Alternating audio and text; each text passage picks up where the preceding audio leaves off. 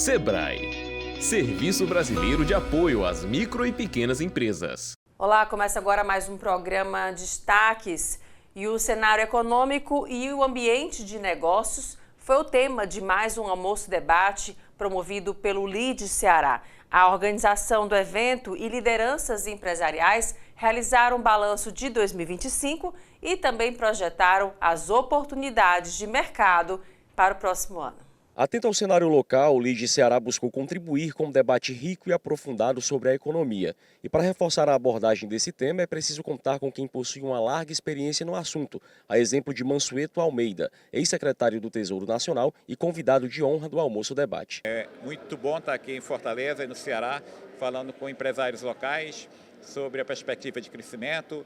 2025 é o ano que o crescimento do Brasil será menor do que foi nos últimos 4 anos, mas é um ano que a gente está com juro muito alto, está com uma das maiores taxas de juros do mundo. Mesmo assim, o Brasil vai crescer 2% e a gente está com desemprego muito baixo. O desemprego do Brasil hoje é 5,6%, é o menor nível da história do Brasil. Então, mesmo no ano difícil, a gente vai ter crescimento com desemprego baixo, que é algo positivo. Tem enormes desafios, tem muita oportunidade de investimento, mesmo no cenário de juros alto, e é isso que eu vim discutir aqui com os empresários do Ceará. O presidente do LIDE Ceará destacou a importância da participação de Mansueto neste debate, sobretudo para que ele pudesse contribuir com temas como reforma tributária, previdência e o compromisso do país com a responsabilidade fiscal, assuntos totalmente ligados ao empresariado. Ressalto que a vinda desse brilhante economista aqui no LIDE é muito oportuna para que estejamos prontos ao que há de vir, sem pessimismos, obviamente. Dentre os subtemas debatidos no evento, fatores que podem influenciar diretamente na economia local. Para o ano que vem, nós já temos uma variante considerável, as eleições 2026. Uma boa oportunidade para a gente discutir, como sociedade, os desafios e os problemas que nós precisamos resolver. Quem quer que seja o presidente da República, seja o presidente Lula, seja um outro, em 2027, o desafio para qualquer presidente, qualquer partido político é o mesmo. A gente tem que controlar o crescimento do gasto público para abrir espaço para uma queda muito forte dos juros. Até o dia 30 deste mês, mais de 1.600 empresas participam da 34ª edição do Feirão Limpa Nome, promovido pela Serasa em parceria com os Correios. O Mutirão Nacional oferece descontos de até 99%. Tiago Noronha tem mais detalhes. O Feirão Serasa Limpa Nome chega em um momento crítico de crescimento da inadimplência aqui no Brasil. Hoje são cerca de 79 milhões de pessoas endividadas com nome sujo e com as dívidas que chegam a 496 bilhões de reais. Além de ajudar na negociação, o feirão também vai promover a educação financeira para que os brasileiros possam começar 2026 com um nome limpo, com as contas em dia. Para a gente falar sobre esse feirão Serasa Limpa Nome, eu vou conversar agora com a Rafaela Alves, ela que é especialista em educação financeira da Serasa e vai explicar para a gente que novidade é essa, como é que faz para participar do feirão Limpa Nome da Serasa. Bom, para participar do Feirão Limpa Nome, você pode ou acessar o site serasalimpaNome.com.br, baixar o aplicativo da Serasa na sua loja de aplicativos do seu celular, ou ir até alguma das agências dos Correios. Então, quem não tem muita facilidade digital, também tem essa possibilidade. São mais de 7 mil agências em todo o Brasil, 199 aqui no estado do Ceará. E, além disso, também temos o nosso WhatsApp, que é o 11 99575 2096. Então, existem todos esses canais para negociação. Um feirão num momento como esse, como eu falei, são 79 milhões de brasileiros com nome sujo, enfim, inadimplentes, chega no momento certo, né? Chega no momento certo, principalmente porque aqui no Ceará a gente tem mais de 52% da população endividada. É muita gente com dívidas e muitas dívidas com contas básicas. Então, no Brasil, a maior parte das dívidas são bancos e cartões e aqui no Ceará são as contas básicas. Então, são contas que existem ali e sempre vão existir. Então, é muito importante que as pessoas aproveitem esse momento para não virar uma grande bola de neve. Rafaela, explica para a gente como é que é essa questão aí dos descontos até 99% e esse parcelamento aí de R$ 9,90. Perfeito. Bom, você tem até essa possibilidade de ter até 99% de desconto. Basta acessar, consultar suas dívidas, lá já vai ter tanto a condição de desconto quanto a de parcelamento disponível para você. Então, a gente tem parcelas de até 72 vezes que podem chegar a esse valor mínimo de R$ 9,90 por parcela. Então, além de de facilitar essa negociação, o outro intuito do feirão é fazer uma educação financeira para que as pessoas possam fazer essa negociação, sair do vermelho, mas também começar 2026 aí com o nome limpo e não entrar mais nessa.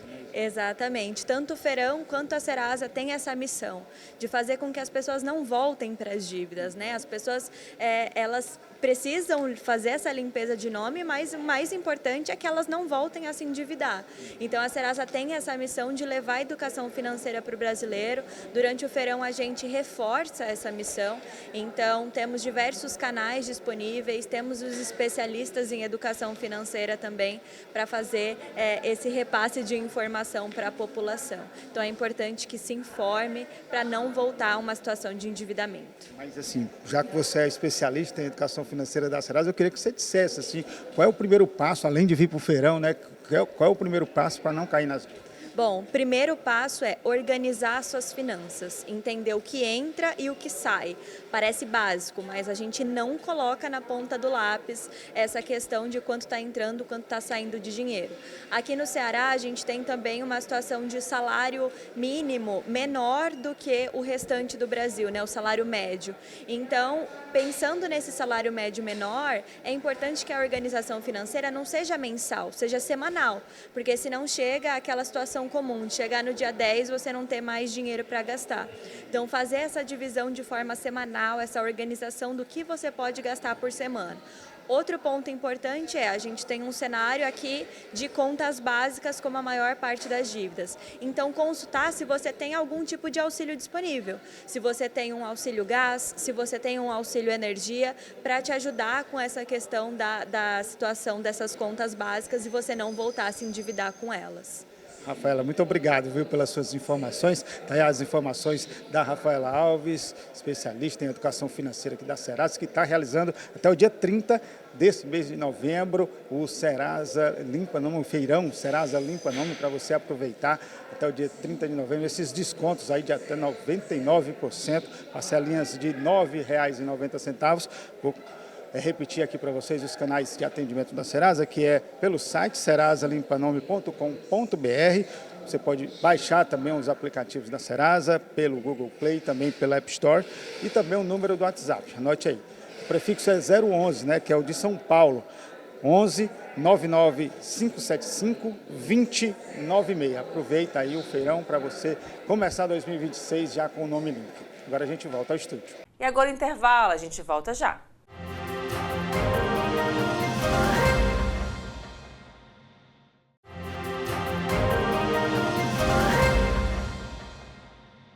Novembro é o mês de conscientização sobre a saúde do homem e o alerta é claro. Detectar o câncer de próstata logo no início pode garantir mais de 90% de chances de cura. A campanha do Novembro Azul busca quebrar tabus, incentivar a prevenção e lembrar que exames simples, como o toque retal, por exemplo, e o PSA, podem salvar vidas. Pois é, estamos no mês de novembro, o mês da campanha Novembro Azul, de prevenção, combate e alerta sobre o diagnóstico precoce, a importância do diagnóstico precoce do câncer de próstata. De acordo com o Instituto Nacional do Câncer, cerca de 71 mil novos casos são registrados por ano aqui no Brasil. Por isso, esse é segundo tipo de câncer que mais acomete os homens aqui no país. Para falar para a gente quais são os exames, quais são os tratamentos e a importância, né, desse diagnóstico precoce, a gente vai conversar agora com o doutor Érico Diógenes, ele que é urologista, vai explicar para a gente, doutor, a importância, né, de uma campanha como essa para o diagnóstico precoce do câncer de próstata. Né?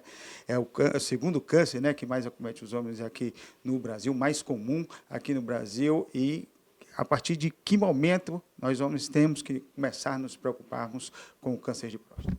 Essa campanha é uma campanha muito importante que alerta não só a próstata, a saúde masculina em geral, mas com foco principal no câncer de próstata. É uma doença que na fase inicial é muito silenciosa, por isso que é importante os exames rotineiros e o rastreamento do câncer de próstata.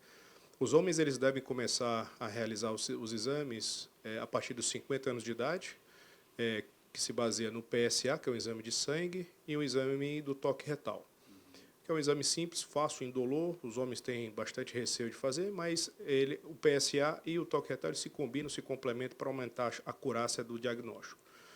E as pessoas que têm fator de risco na família, têm parentes de primeiro grau, segundo grau, e afrodescendentes, eles têm um risco de desenvolver a doença mais cedo. Essa população ela deve procurar a partir dos 45 anos de idade. E aquele subgrupo que tem já sabidamente uma síndrome genética que predispõe à formação do câncer, esse subgrupo ele deve procurar a partir dos 40 anos de idade.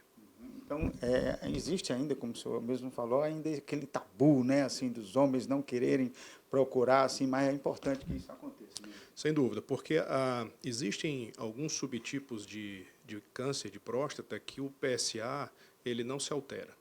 Isso ocorre em aproximadamente 10% dos casos. Então, é muito importante ter o complemento do toque retal, porque são exames complementares. Eles se combinam e aumentam a chance de detecção. O câncer de próstata, se detectado numa fase inicial, ele tem uma alta chance de cura. Então, a importância, pelo fato de não trazer sintomas numa fase inicial, a importância dos homens realizar os exames rotineiros e preventivos para a detecção precoce. E é um problema, né, para os homens procurarem assim um médico para fazer esse exame de rotina. Isso é que é o importante, né, doutor? Agora, o que é que a gente pode falar de tratamento mesmo? Assim, o que é que está acontecendo? Como é o tratamento caso o câncer de próstata seja detectado?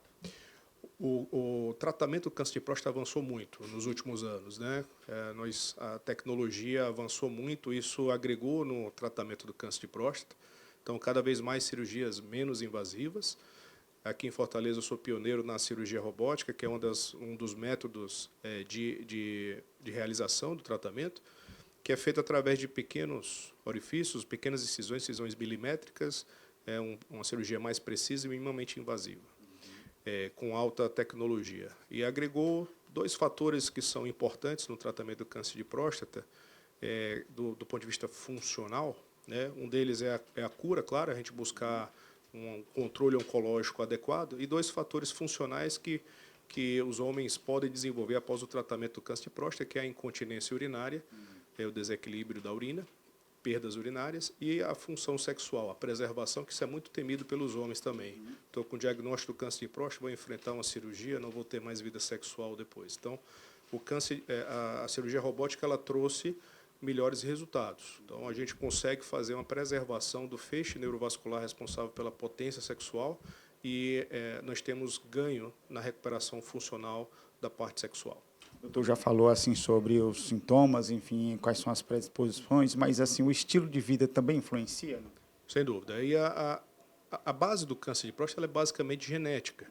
Né? Tem um fator idade, que é muito importante, mas a base genética, geralmente, ou doenças hereditárias, ou então mutações genéticas que o homem pode apresentar ao longo da vida. Né? Então, esses fatores têm fatores intrínsecos à pessoa, que seria a parte genética, e fatores extrínsecos, que são os hábitos de vida, exposições a fatores que são carcinogênicos, que aumentam o desenvolvimento do câncer, a qualidade de vida, alimentação, prática de exercício, controle do peso. Então, tudo isso ela influencia no equilíbrio da saúde e pode ser fatores predisponentes para o desenvolvimento de câncer, não só na próstata, como em outros órgãos também. Enfim, é o que diz a campanha, né? Assim, o alerta que faz a campanha é justamente procurar um serviço médico, procurar um atendimento para poder fazer esses exames de rotina. Né? Exatamente. Então, assim, a gente cuidar da saúde masculina em geral, né? Buscar uma boa qualidade de vida, exercício físico, uma boa alimentação, fazer exames rotineiros preventivos, né? Aqueles que têm fatores de risco, buscar mais cedo na vida, e fazer ter um urologista para cuidar da sua saúde. Muito obrigado, viu, pelas suas informações. A gente conversou aqui com o urologista Dr. Érico Diógenes, que deu todas essas dicas. Você, então, que está nessa faixa etária que a gente falou aqui, procure um médico. É importante cuidar da nossa saúde para poder fazer esses exames preventivos, porque quanto mais cedo for detectado algum tipo de problema, mais eficiente, né, o tratamento e a chance de cura. Agora a gente volta ao estúdio. E agora o intervalo, a gente volta em instantes.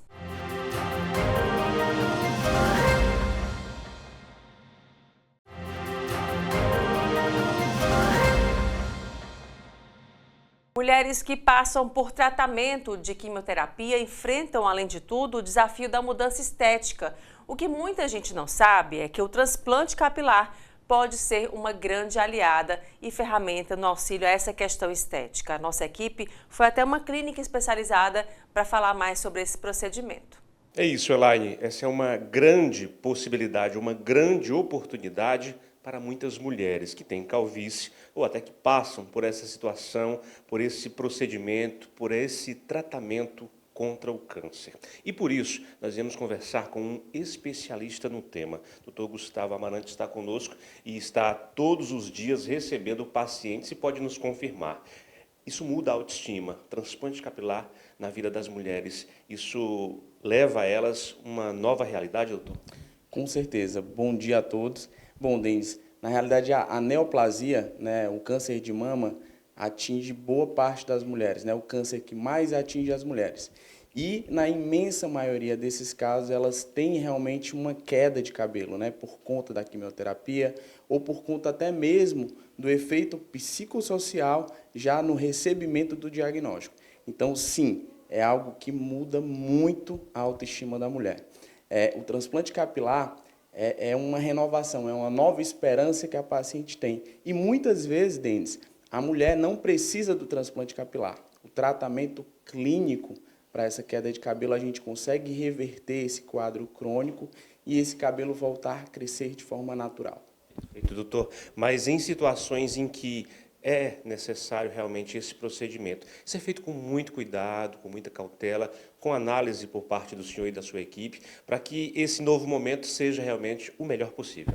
Com certeza, Denis. Assim, o primeiro passo é justamente essa paciente que sente esse incômodo, ela procurar um profissional, procurar uma consulta médica, passar pela consulta médica, ser avaliada, receber o diagnóstico e aí sim receber um plano de tratamento para aquele caso. Cada caso é um caso, mas sim, o tratamento do transplante capilar, o transplante capilar evoluiu muito. Então, é hoje um procedimento que não tem corte, não tem cicatriz.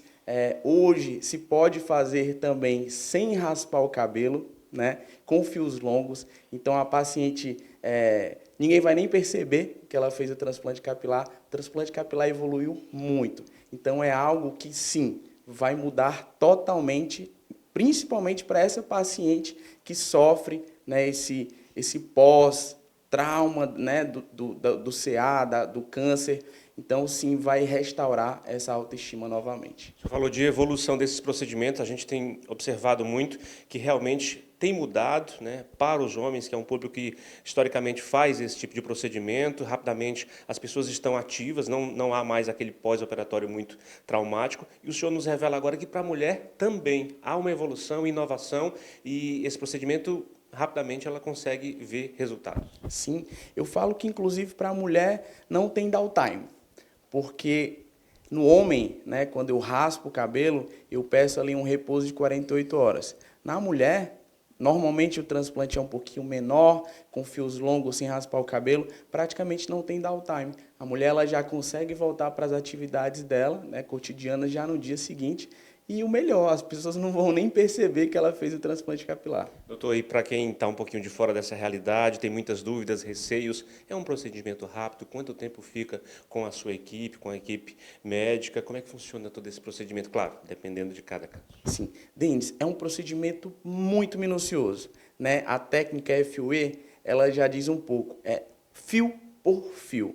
Então, é um procedimento muito artesanal. Eu falo que, inclusive, é um procedimento artístico, é uma arte, né? Eu falo que eu tenho 3 pilares no meu transplante, que é densidade, naturalidade e senso artístico. Nós fazemos fio por fio. Cada etapa é fio por fio. Então, sim, é um procedimento demorado. É ali em torno de 6 a 8 horas, né, de cirurgia. E mesmo as mulheres que não passam por essa situação, mas têm a calvície ali como infelizmente, uma realidade, elas devem buscar um especialista, esse primeiro contato, para avaliar as possibilidades, doutor?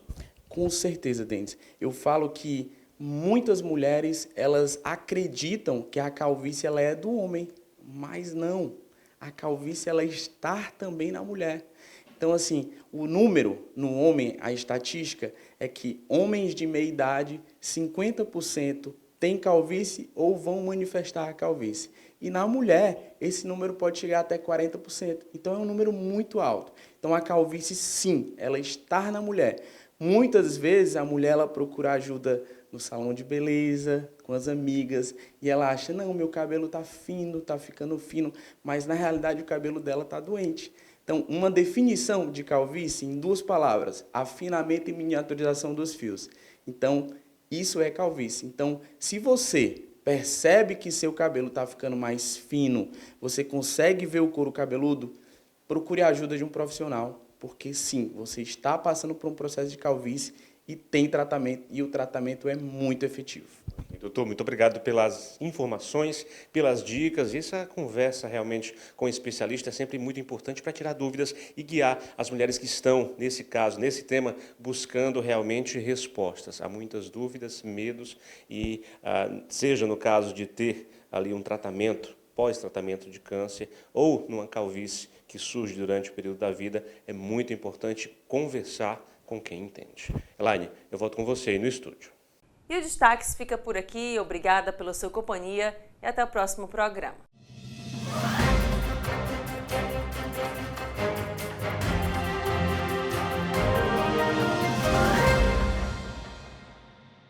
Sebrae, Serviço Brasileiro de Apoio às Micro e Pequenas Empresas.